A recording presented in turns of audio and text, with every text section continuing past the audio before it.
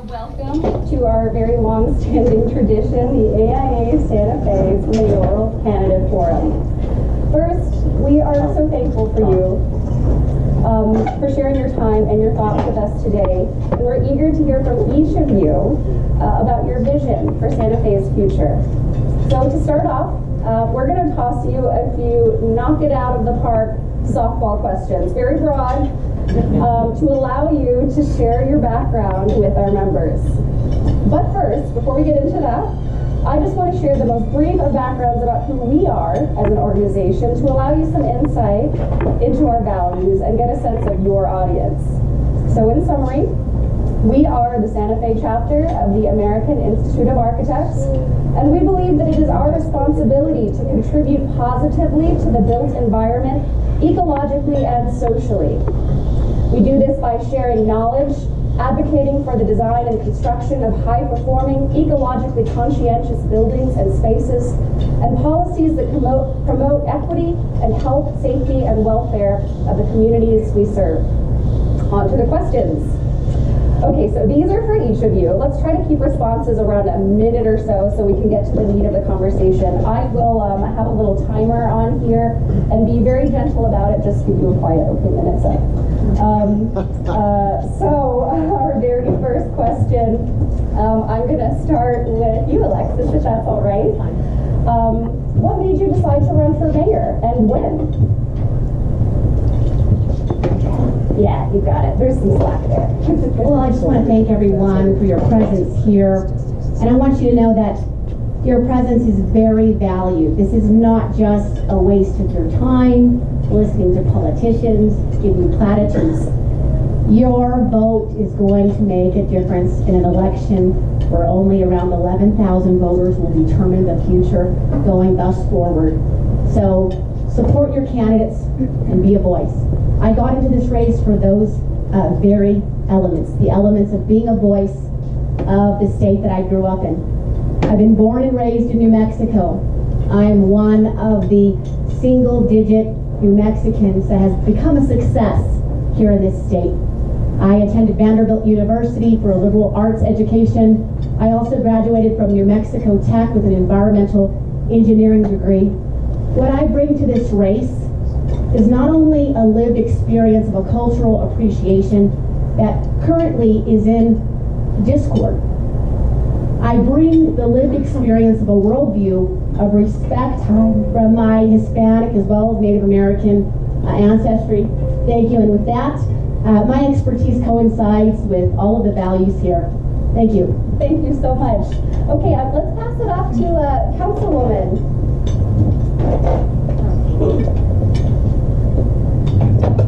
Good afternoon, everybody. Thank you very much for your hospitality and your generosity here with providing us a meal. You know, I was very excited to come here today because I said, oh my goodness, I'm going to be in a group of some of the people who have the best, classiest handwriting I've ever seen. I just recognize that about architects.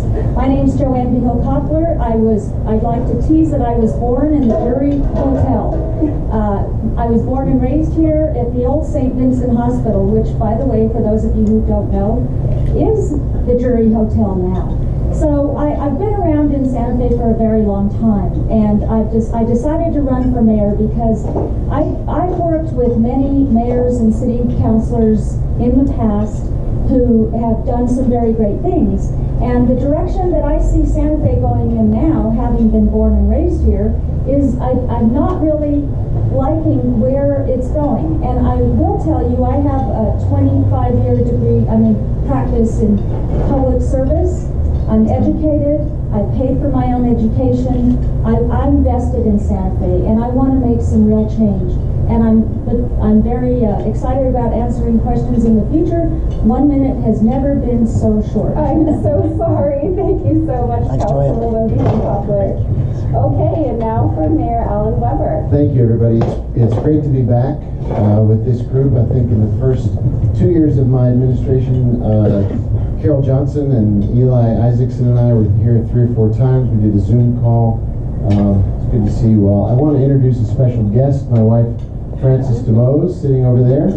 Frances, as you've heard me say previously, is an architect. She went to Berkeley and practiced at Skidmore, Owings and Mayoral, and we have a daughter, Amanda, who is also an architect, went to SciArc, and is now off on her own.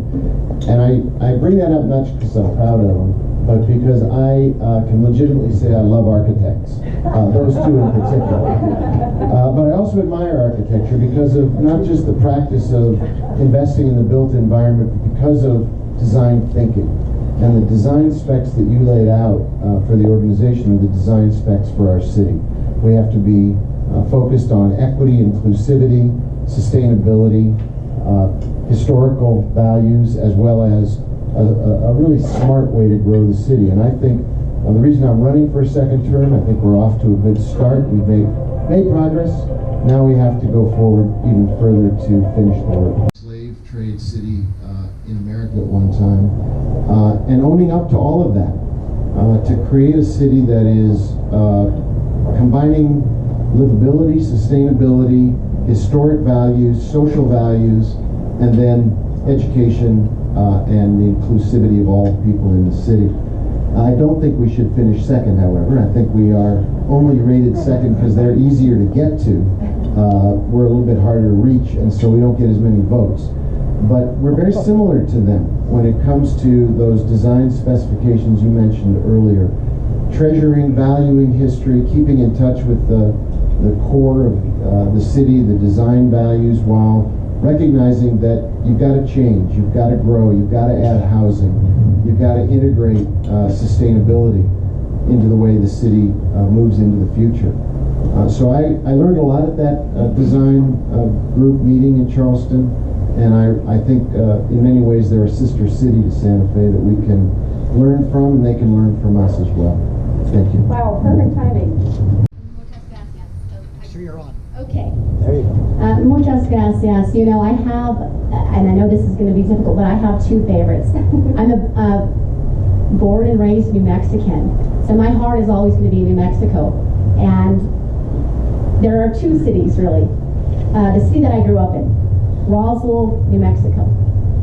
And I say that because therein lies the dream of a small child growing up in poverty, raised by grandparents, becoming a success in contributing and serving society. And you can put that in Española, you can put it in Santa Fe, you can put this story in Las Cruces and various cities throughout New Mexico. And that is what I want to represent in this race, is a voice of the potential for our children, and that little girl that said, I wanted to serve.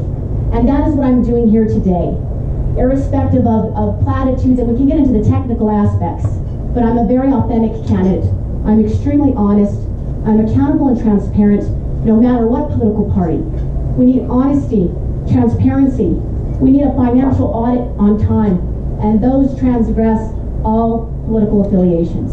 So I'm here to represent the second city that I know I love is Salt Lake City, Utah, because it is beautiful. It's the most gorgeous architecture, the most fascinating engineering, the environmental accountability and responsibility that the city has is beautiful. The streets are clean and pristine, and people can be proud that Salt Lake City sparkles. And I want to see Santa Fe sparkle again. Gracias. Thank you so much. Great city.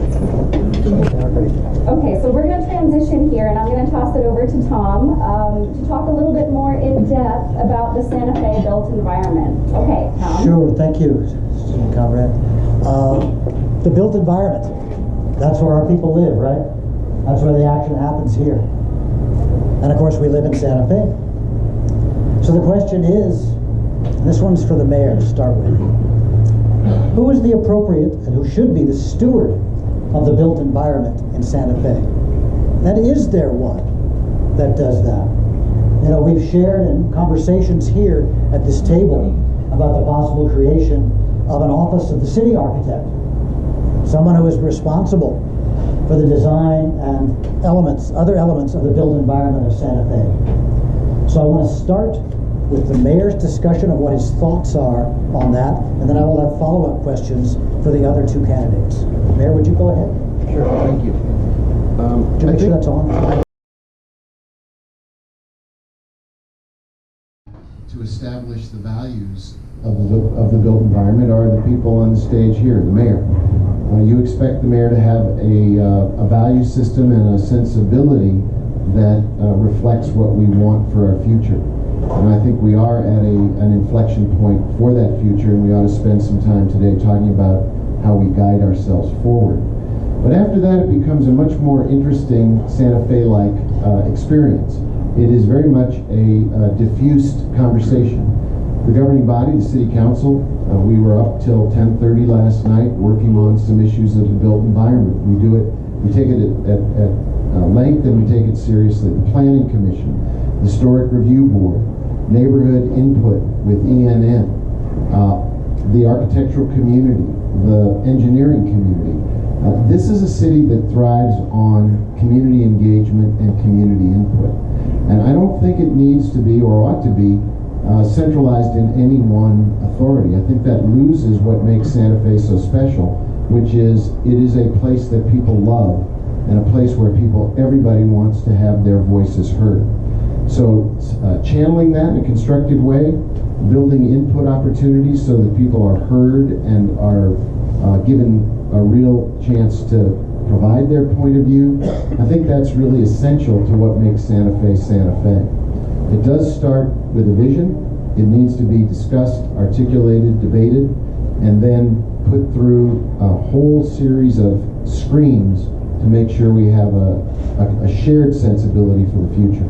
Thank you. A follow-up question for that, Mayor. Who provides that vision? Well, I think it starts in forums like this. I think the mayor's job is to articulate the challenges that are in front of us, whether it's affordable housing, maintaining our historic character, dealing with growth. I put $200,000 in the current budget for a growth management study. It's the first time the city has ever had one. So it really boils down to a mayor who respects and reflects the values of our community and then puts them into the budget. You said it yourself, the budget is a reflection of your values. Where you spend your money tells you who you are. We increased the land use department budget by 20% this year. We're doing a upgrade, a refresh of the code for $150,000. We have 7 new positions in land use. Those are all reflections of values to put our money where our smart growth needs to be. Thank you, Mayor. Would you pass that to Alexis there? Alexis, you heard what the mayor just said. You've heard what the mayor has done, said he's done. What's wrong with that? And how would you make it better? So what's wrong with that? This is a situation where articulation and platitudes, studies, and constant taxpayer money is ineffective. And all of you understand what I'm talking about. Permitting processes, talking. There comes a point as an architect, as an engineer, as a builder, as a developer, where things have to get done in the city. And we cannot continue to go on without any type of action being done. So as an environmental engineer, I am not going to need to hire many different consultants to understand the forward path. We need a leader that is going to act. Now, this doesn't mean totalitarian situation. It means taking the leaders, obviously, in this room, your architect leaders, your cultural your leaders in the community, and making sure that we develop Santa Fe in a sustainable way where we are not losing the character. For 5 or 10 years from now, you don't have a view. This is the point where every individual in this room really needs to use your skills and expertise, what you've studied, your profession, to make sure that you're meeting the very unique skills that are required here in Santa Fe, to take into account cultural aspects, take into account engineering, your transportation, take into account children, right? Growth. And so these are all areas where I can work directly with the council, with cultural leaders in the community, and we all have a mutual respect. And I think it starts with that word, respect. How are we going to move Santa Fe forward when a large portion of the community has no respect for the other portion? And if everybody in this room is not aware of that, it is in the news and it's fermenting underneath the surface. We need a respect in this community, skill sets and cultural appreciation to move Santa Fe forward. So I'm a person of action. As you all know, what encompasses an engineer? They work with boundaries. They work with constituents, engineers. So the mindset that we have is extremely similar, and that's the way that I would govern in a democratic republic. Thank you. Would you pass that to the Councilor? Councilor, I want you to take a crack at this also. I noticed that I think it was last night, that you were introducing something about the Las Estrellas development. Was that at last night's meeting? Yes. We were discussing that. I'd like you to talk about a little bit about that also, and about how that relates to the built environment that we're talking about here, and as specific as you can. Well, first let me say that I think that the vision for Santa Fe rests in all of you, all of our community, but it also rests with the governing body, because the governing body is elected to represent all of you in the various districts, and we need to collaborate with everyone to get to the idea of where we want Santa Fe to head. But the decision makers clearly, the vision and the putting into place stops and ends with the mayor and the city council. So that's really an important point. From there, everything happens. Last night, I introduced legislation that will allow the Las Estrellas development to consider local builders, keeping the economy here. There's many builders who were concerned about the way that the RFP, or request for bids, was laid out. It encouraged primarily out-of-state builders who have the wherewithal to write a $4 million check and then just buy the land. I'm a qualified broker of Joanne Koppler Real Estate. I've worked in the business for a long time. What I know is when you sell to an out-of-state builder, they have their own title companies, their own builders, their own lenders in another state, and that's who I primarily dealt with. My interest and part of my platform is to keep an eye on and develop our economic base. And when we hire our own builders to do and develop various parcels of land, like this great expansive property, we can use our own title companies, we can use our own lenders, we can use our own architects, keep the money here, keep the money local. And that's the intent of the resolution, to do that. The other thing that it complies with is another resolution I introduced, is that the city council doesn't get to just approve land sales. What I introduced is that when we're even thinking of selling parcels of our land, because they're not making any more of it, as you know, we need to have an idea and a discussion. Hey, do we want to sell this land? And why do we want to sell it? What are our objectives? And when we do that, we have a discussion before the train has left the station, and then we're just voting on who to sell it to. That is not the right way, and that's the way it's been presented to us. And I don't believe that encourages economic development. We're in charge. City council, governing bodies in charge. We need to take charge. We need to help our local builders, architects, economists, everybody involved in that, so that we can keep our money local. I'm very vested in keeping that philosophy. Thank you so much, Councilwoman Koppler. That's really exciting to hear. So this question is going to kind of round out the section of the built environment, and it's for all three of you. What do you see as the biggest challenge or threat to Santa Fe in terms of the built environment, and how do you intend to address this? This could be very broad. This could be physical, it could be social, it could be ecological. Just take a moment to think about that, and we'll start with you, Mr. Mayor. Thank you. Well, as I said, we have 2 minutes here? Yes. Okay, thank you. As I said earlier, I think Santa Fe really is at an inflection point. We are obviously an amazingly delightful place to live. Our quality of life is the reason why so many of us love it here. And at the same time, we are growing. Our popularity as a place to live. Families want their kids to stay here. We want Santa Fe to be an affordable place where people who work here can afford to live here. So we have to thread the needle between maintaining our unparalleled quality of life, our history, the built environment that is so specific to this place, this sense of place, while making accommodations for smart growth.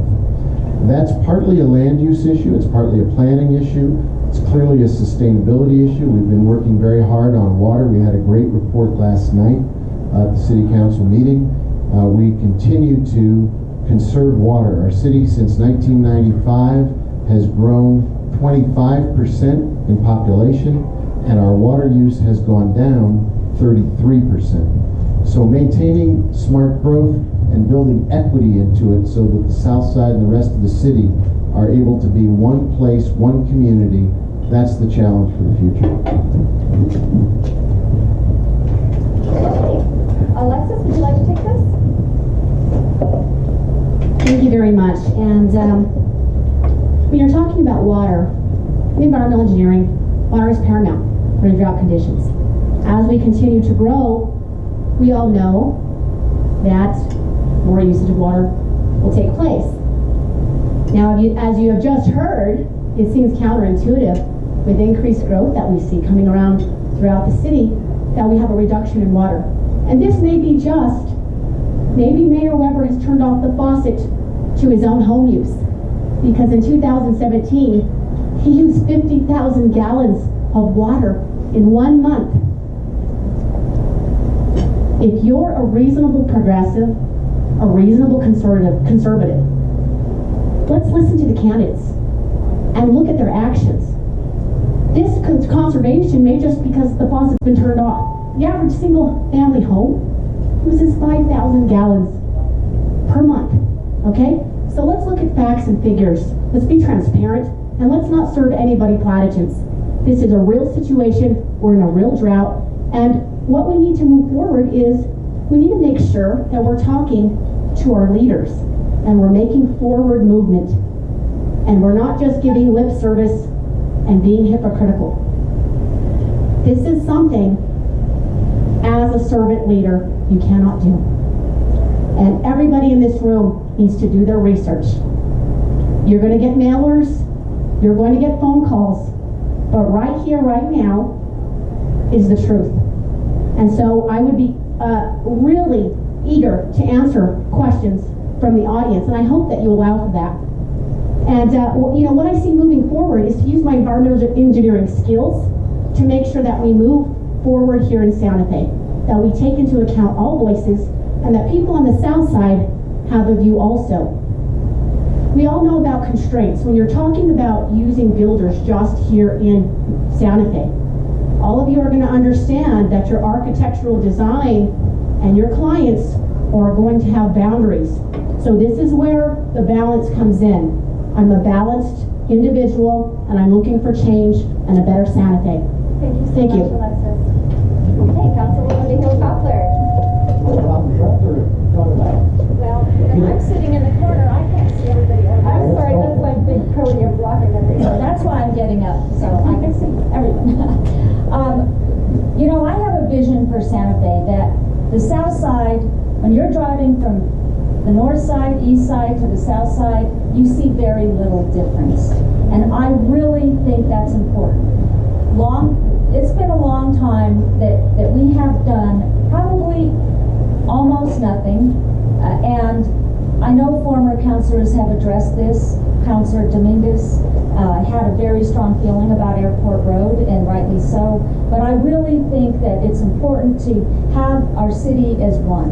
And that's the vision that I have. Now, getting back to the question, I think it's all well and good I think planning and land use is where it's at with regard to the question. But if your planning and land use department isn't working as smoothly as it should, if it's taking forever to get permits out, time is money. All of you know that. I get so many calls from builders who say, how can I get my permit out of there? It's been months and so on. We need process and procedure. We need to look at that. If the code is going to be redone, that's been said for years and years. All of you have heard it. We need to actually get things done in order to make a difference and to move forward. And that's what I intend to do. When I worked for the city of Santa Fe, which I did under 2 different mayors, 2 different administrations, one of the tasks I had was to go in and fix planning and land use, because we had the same issue. We had permits that were taking way too long. I went in, studied it in a management analysis fashion, and came out with timelines. This is how you get a permit out. These are the deadlines. I did the same thing in district court with managing 10,000 cases a year. At that time, it was 5 district judges. That was a big caseload, but it can be done. And if you don't have a strong planning and land use department with qualified people in there, with good managers, and that's where it's at, it's good management techniques, then you can't move forward. We need to fix the permitting process. Then we need to worry about how buildings are designed and whether or not people, builders, etc., are following, designers, architects, are following the code. Thank you. Thank you so much, Councilwoman. All right, we're going to transition into housing in Santa Fe. We're also going to get into the structural issues at planning and land use, so stay tuned for that. We all know affordable housing is critical. I'm pretty sure we can all agree on this as a common denominator, although I'm sure we also have a lot of different approaches to ensure housing equity. So, Tom, you want to take this one? Sure. Y'all are familiar with the affordable housing issues and debate. Been going on forever. One of the statistics that's been thrown out in the last few years is the 7,343 rental units that Santa Fe is short. And I said, well, where the heck did that number come from? So I hear that from a lot of places. Where did that come from? And people refer me to the Santa Fe Realtors 2020 report. So I looked at the Santa Fe Realtors report of 2020, and it indicates their source is the New Mexico Mortgage Finance Authority. So I looked for that on the website today, no luck. All right, but that was 7,343 units in 2019. In 2021, there are about 5,000 either built or in line right now, apartments, to be able to come online in the city of Santa Fe, which I would describe as a tremendous step forward in terms of being able to develop rental properties. As for affordability, I would really like your all's comment on how we handle the affordable housing funding going forward. You know, for about 10 years, there was virtually no multifamily construction in Santa Fe. There was none. Why? Because a previous council, in their wisdom, had decided to say, okay, we're going to make you pay 15% extra, provide affordable units as part of your project. You have to do it. And what happened? Nobody built it. Nobody built anything. A few years ago, another council, in their infinite wisdom, decided, you know what, maybe it's not working anymore. Let's go back and take that break off and let the private sector go after it. And now we have 5,000 units coming online. All that difference just by getting out of the way. So what I'd like to do is ask each one of you, and Councilor, I'd like you to lead on this one here, is we all have growth. We know there's growth in the city. We want to balance that growth with sustainability. How are you going to put all that together with affordable housing at the same time? Where are you going to get the money from? And how is it going to work? 60 seconds. Yeah, 60 seconds. Please nail that one down. We're throwing you under the bus. Okay, first of all, you know, we do need these units. We certainly do. I think we need to plan for water. We need to make sure that we have the water for all of this, and that's having a planning and land use department that will, you know, consciously plan for that. Secondly, I'm not sure that we're going to be able to get all of these done. I think they're very much needed. I think we need education among the people who are looking for places to rent and to buy for affordableness, that they know that they can qualify by the assistance that they get out of the Affordable Housing Trust Fund. But I want to say so that with the fee in lieu of, that's at 20%, and then in the next year it's going to go up 20% more, and I think it was a 3-year plan. Builders as I know it, they can't, when they do the numbers, they can't afford to do that. So I think we're gonna have to take another look at the fee in lieu of. And the other thing I think we should do is we should use the city's land that is identifiable and palatable for building homes for people to live in. Again, with the Affordable Housing Trust Fund, people don't know, I don't think they know enough about it that they can apply to that fund to get assistance, to get into a home. Thank you so much. 60 seconds is all we go. So everybody knows here that affordable housing in Santa Fe is very much needed, and a balanced approach is very much needed. We have constraints, and we're seeing those now. However, we also need to take into account that, I worked a lifetime to be able to afford and live right here, a few blocks from here in Santa Fe, okay? So where are these affordable units going to be? And are these affordable units that we're talking about, we're having our transient population into these units, people with mental health issues that need to be addressed. And, we're a community of compassion. And we definitely need to help. As we've seen right now, we have, encampments occurring, just like we see in San Francisco, right?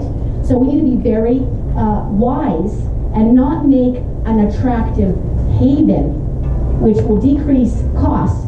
But as a girl raised by her grandparents in poverty, I very much have compassion and concern for single mothers and others that want a helping hand, but not into what we've heard, into perpetuity, to where we have provided housing in downtown Santa Fe and no impetus for ambition or to create a situation where someone can grow. And it is never the government's job to take away the pride or ambition of anyone. This is not a victim statehood, nor should we propagate those ideas. So let's provide housing, and I am not an advocate for extreme built above the 52. We need to keep the heart and soul of Santa Fe, but to do it in a fashion that is amenable to all, and compromises will have to be made due to our constraints. Thank you. Okay. 60 seconds to solve the word. Okay, 60 seconds. This is a picture of housing permits by year. In the 10 years before I became mayor, the city permitted fewer than 2,000 units. In the 3 years that I've been mayor, we've permitted more than 2,500 units with another 4,000 to 5,000 in the pipeline. We just put $6 million in the Affordable Housing Trust Fund. We did reform the fee in lieu of, thanks to Alexandra Ladd, and it is stepped up, and it does mean that people will be more likely to build faster and with more intention, because they don't want to pay higher prices going forward. So we're going to build, the market will respond. At the same time, the Affordable Housing Trust Fund, with more money than it's ever had, $6 million and another $3 million in the budget for next year, can speak to those people who need the most help, people who are really in need of housing that really is difficult to find at the lowest end of the market. We have a strategy, we've been implementing it. It is partly supply and demand, and it's partly support for people at the lower end of the economic spectrum. And if we push forward with that, I think we will be able to meet the needs for housing in the community. Thank you very much, Mr. Mayor. I have one more question on housing before we start to talk about Midtown. It's a bit controversial, but I'm going to give you a very short time to address it. Would you support an audit of, community input for, and revision of the city's most exclusionary zoning ordinances and practices, particularly the historic districts regulations and review board, to better support inclusive housing practices as well as highly sustainable and equitable development? So we know exclusionary zoning practices confine low-income people to certain neighborhoods by systematically preventing them through economic tactics such as minimum lot size and other expensive requirements from moving into areas with access to opportunity. Okay, again, we're solving the world in 60 seconds here. That's not a yes or no question, is it? So. Yeah, it is probably a yes or no question. Sort of is. Who do you want to start? Let's start with you, Councilwoman. Thank you. you. I definitely would support an audit of exclusionary zoning practices, because I think that many times, unwillingly, they do discriminate against lower income people the way we have it now. And that means maybe resulting in higher density. It does mean taking a look at our historic board and their practices, and who's on the board, and what kind of history we have there of the same kind of thinking. I think we need to put some fresh air into that board. We need to take a look at why some of our practices and their decisions that come to us for review they don't make sense. And that all has to do with our code, and our code not having the updates that it needs, and not having any code at all to make a distinction or a decision on some of these coming before us. And so the code is key, but yes, definitely an audit would examine those practices and tell us what we need. Thank you so much, Councilwoman. Alexis? Martinez-Johnson. We cannot be extreme. And let's just get the elephant out of the room. Many people would consider, oh, Alexis, she's extreme. When right now, you are seeing pretty much a centrist candidate. Let me ask everybody here a question. Is it okay to have planning and zoning so extreme where someone cannot paint their house a green, natural shade? Does that make any logical sense? And I don't care if you're progressive or you're conservative or everyone in the middle. Let's think about a reasoned approach. And all of the architects in here know when you're sitting around some blueprints, someone's got to make a decision. We can't sit around these blueprints and talk for days on end and have no product and no action in this community.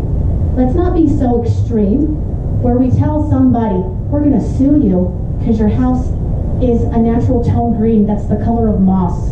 Okay? So we cannot be extreme. However, we don't want to lose the heart and soul of what it means to live in Santa Fe. Why we all chose to live here or grew up here. So, but there is dilapidation occurring. There's unsafe measures. There's environmentally eco-friendly measures that we can take, and let's incorporate that. And let's make sure that we're working together. But at the end of the day, audits, yes, that's fine, but action needs to be taken. And somebody has to step forward. And you have individuals in the government right now, politicians, I'm not one of them, and we see the situation right now. We need to move forward with some fresh ideas, some innovative experience, and make sure that we are making a Santa Fe livable. That's going to be there for you and your family and the resale values. And so 10 years from now you can say, I'm proud. I'm proud to live in Santa Fe. It was hard work. We went back and forth, but we moved forward. And not as party politics, or she's this or he's that. Let's be humans, and let's be reasonable, and take into account all voices. Thank you. Thank you, Ms. Martinez-Johnson. Excuse me. Well, the short answer is we're already doing it. We had a comprehensive presentation from land use several months ago about this very issue. The need to look seriously at where our current practices in land use code add cost to development and make it more unlikely that we could have mixed use. Tierra Contenta Phase 3, as it's moving forward, already implements this idea with a single residential zoning category that allows for multiple solutions in one zone. It means that the developer, the architects, can have much more opportunity to express differences within a residential area. We're aware of the fact that the biggest obstacle for people finding affordable housing is sometimes the code that we are hewing to. So we need to look at ways in which we are driving up costs, creating unintentional social division, and clean that out of the code and experiment with things like the Tierra Contenta Phase 3 zoning opportunity. Thank you so much, Mr. Mayor. Okay, we are really coming up on time so quickly, but I want to get to at least one Midtown question and one organizational structure question. So regarding Midtown, we here have all been been keenly interested in the Midtown development, obviously. Several of our members have been directly involved in visioning and developed conceptual site plans presented to the city in 2018. So if you haven't figured it out already, architects are outspoken advocates for the public realm. So we know there's been a pretty significant pivot in approach since January, the mutual termination of the developers negotiation agreement. So Tom, I think you have a question about the city acting as developer. Yeah, I do want to ask that. This group, as we say, is really hyper interested in that development. Okay, some of the people sitting right here at this table have done some work on it over the last 2 or 3 years, and they notice, of course, we're getting in the Midtown Moving Forward section. We're doing more community outreach and trying to find out more information what the community wants.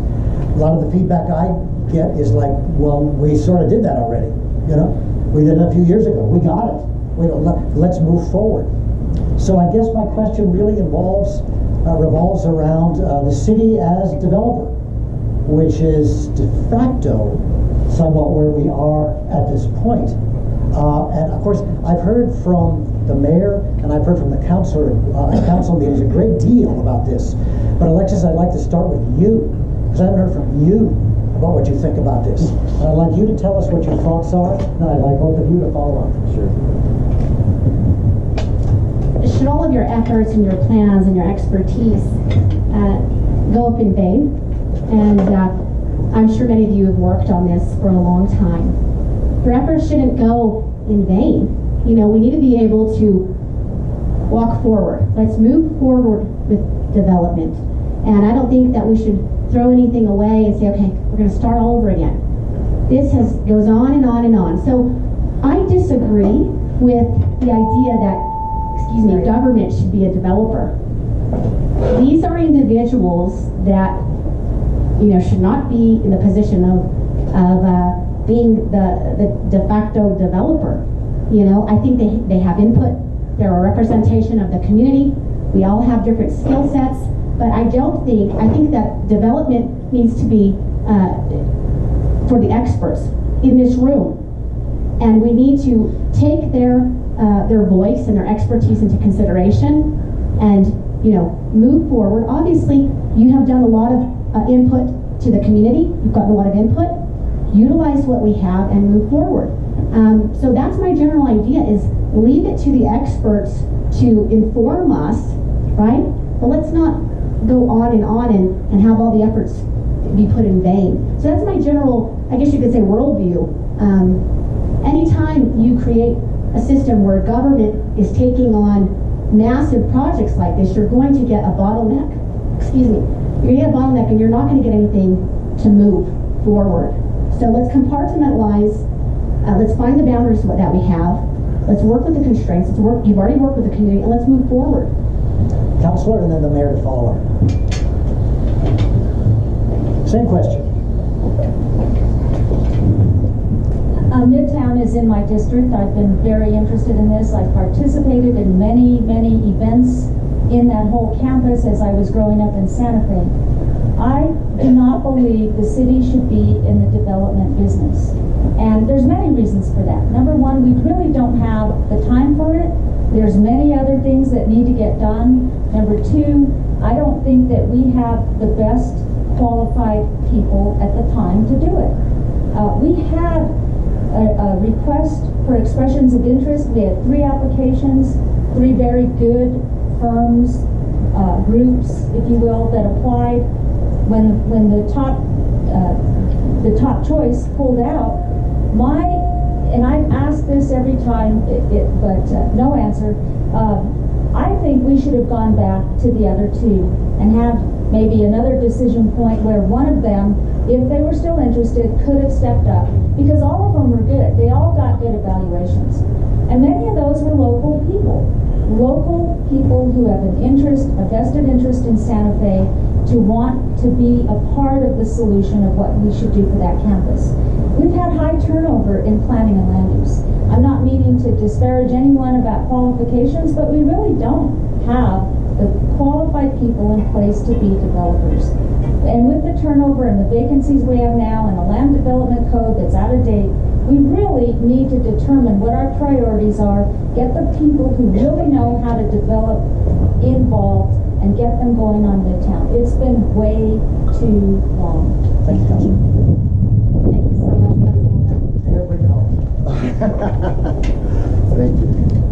Thank you. Midtown is the future of Santa Fe. It's the geographic heart of the city, and it is a gem of an opportunity. Unfortunately, the work we had been doing with the developer that was selected as our exclusive partner and had exclusive rights for 1 year ended up after COVID with their entire business model being upset. We are not going to act as the developer. There are 3 things underway right now. Number 1, we are doing another round of community engagement to go deep. What we have based on the first round were very high-level conceptual values. We wanted housing, we wanted digital entertainment, we wanted education, we wanted some form of public uses on the property. That's not good enough to do a zone change or a master plan. So first, there are 3 things happening right now. Number 1, deep dive public engagement with a lot of voices who didn't get listened to the first time around. We've used UNM as the source of this deep engagement. It's going to talk to people on all parts of the city. Number 2, a master plan, conceptual. Number 3, a zone change, after which we will work with local developers, some of the people who are in those other groups, to actually get projects going right away. It's a very smart process, and we have talented people driving it. I really appreciate that, Mayor. That really ties into my next question really well. We're all very excited about Midtown, and the overlay district is one of the things that's particularly exciting. So this is straight from the 2017 summary presentation from the City of Santa Fe. So the Midtown Link Overlay District incentivizes multifamily residential development, complementary non-residential uses, and an enlivened, street-oriented pedestrian environment by freeing development capacity of existing underdeveloped land and buildings. Its goal is to promote a more healthy, safe, and enjoyable environment within the city's Midtown area through the enhancement of pedestrian and bicycle accessibility and safety, landscaping, and other street-related amenities. So my question is, that sounds wonderful. Why are we not doing this on Cerrillos? Why are we not doing this on Airport or St. Francis? Who would like to take this? Alexis, thank you. This city is getting to be, thank you, dangerous. Dangerous to walk your children down the street. Pedestrians. A child was hit coming out of school. So this is not something that we need to let go and this needs to be acted on immediately. We need to be able to work with our transportation engineering, contact not only engineers in the private industry, but also in our government, the Department of Transportation. We need to manage this better. The quality of life is decreasing, and that has to do with the congestion, even down to the light changes. Now these are all areas where the city personnel should be involved in. And I would look to make sure that what you have mentioned comes to fruition. These are just not utopian ideas in fairy tale land. We can do better. We can do better. And I'm ready to get going as your next mayor and make sure that our children are safe and we're safe taking a jog. Thank you. Thank you, Ms. Martinez-Johnson. Councilwoman? I'll take third. Okay. I think it's a great idea to take a look at overlay districts in other parts of the city, not just Midtown. But why that's important is because it relaxes many things. It relaxes fees, it relaxes permits, it allows for building design standards to be more in tune with what Santa Fe should look like rather than, drag racing streets. We would have medians, a very livable, walkable neighborhood, and allow height.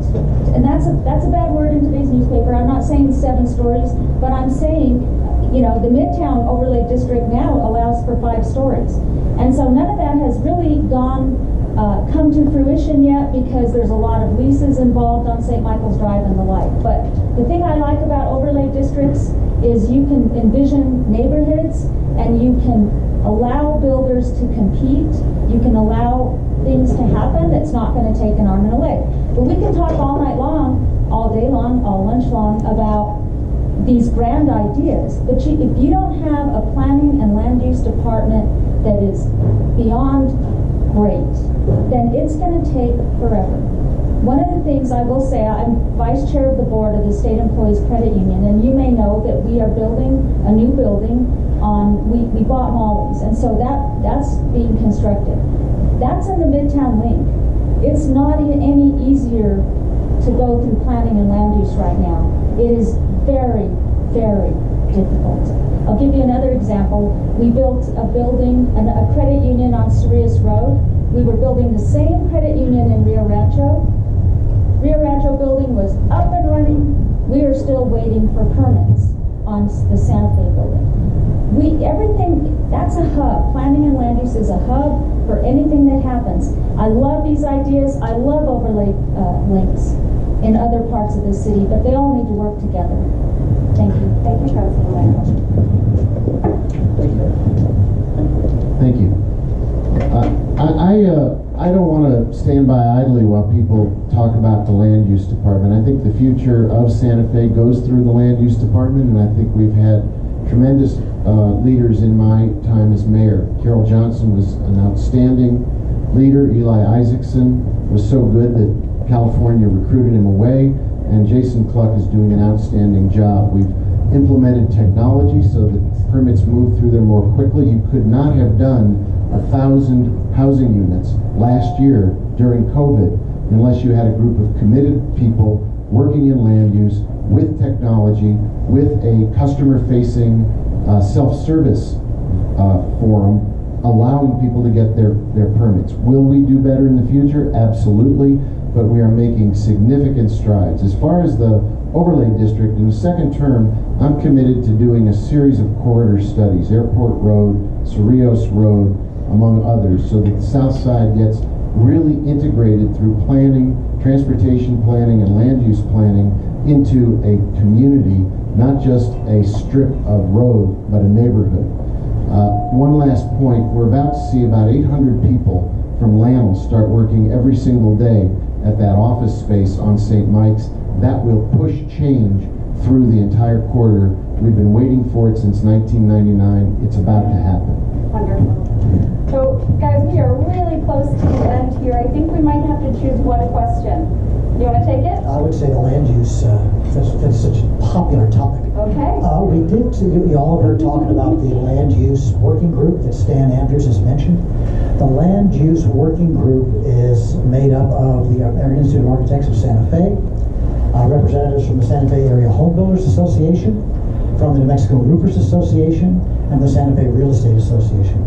And how did that group get started? Well, some of us have heard for decades issues raised, fairly or unfairly, about the land use department and about getting things done. It far precedes the current mayor and every other mayor since I've been here since 1985. So it goes back decades. So it's hardly a personal issue. But what we decided to do was group together and be able to, I don't want to say bring pressure, but deal appropriately perhaps that in numbers there is some strength, and that we can do that and perhaps make a difference with our friends at the city of Santa Fe. As of course, one of the other offerings that we have, of course, is working as a group to be able to assist our friends at Santa Fe, at the city, as community partners. And I heard a lot of talk about that last night, discussing affordable housing from Alex, who does a great job at affordable housing. She's an all-star member for 20 years. She's really great. And they talk about their nonprofit partners that they work with to distribute money and to do things in the community. Well, mayoral candidates, we are a nonprofit. We are a 501c6. So is Hubba Hubba. So are our friends of the roofers. So are our friends of the realtors. Will you listen, and I mean it respectfully, of course, to us and give us a chance to be able to talk about those issues directly as we're trying to do with those departments. I heard something last night from the finance department about a 40% gap in personnel, 40% vacancy rate. No wonder we don't have the audit. That's staggering to me. And it's pretty staggering also to look at the land use department's chart and see how many vacancies there already are. It's breathtaking. Other cities have looked at other ways to be able to do this, including outside companies and other community partners. I want to know, will any of you commit to being able to do that if you are the mayor? Council.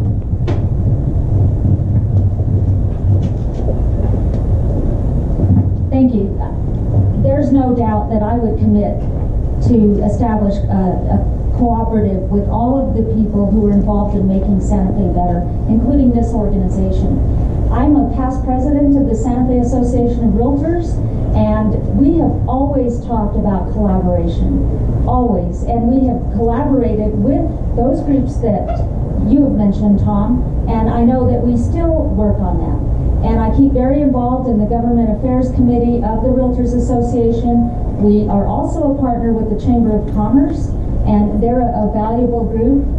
The Santa Fe Housing Coalition, the Santa Fe Home Builders, and I think what the motto is for the realtors and for me as mayor, the more the merrier. People support what they help to create.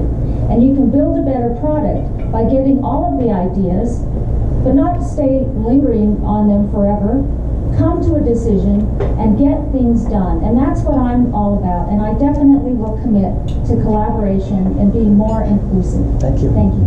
Thank you, Alexis. Muchísimas gracias for your presence here as we wrap this up. Your time has not been in vain, and I love, the very elements of your statements that you have, that you work with community engagement, that you work with promoting a proper relationship, what I would consider. I'm very much a supporter of our youth. I brought Freddie here today, and I'm a supporter of our youth. I'm a supporter of diversity, and that being within everything that we do. And I just want to tell everyone here, you're going to be doing ranked choice voting. Please consider me in your vote, either in the first position or the second position. If you hate my guts, please put me in that second position. This is not going to be a plurality vote, but at least you know when I choose someone that has a heart and that can actually make a difference. And my door will always be open to this community right here, because we're simpatico. We have the same training, the same experience. And more than that, we have an inner love for beauty and our community. So my door is always open to all of you, and in the future, as your next mayor, it will be open to you and you as well. Thank you very much.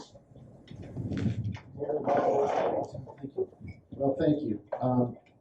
The idea of listening to the coalition is already happening. I have brought with me today Jason Cluck's response to all the questions that have been brought forward up till now.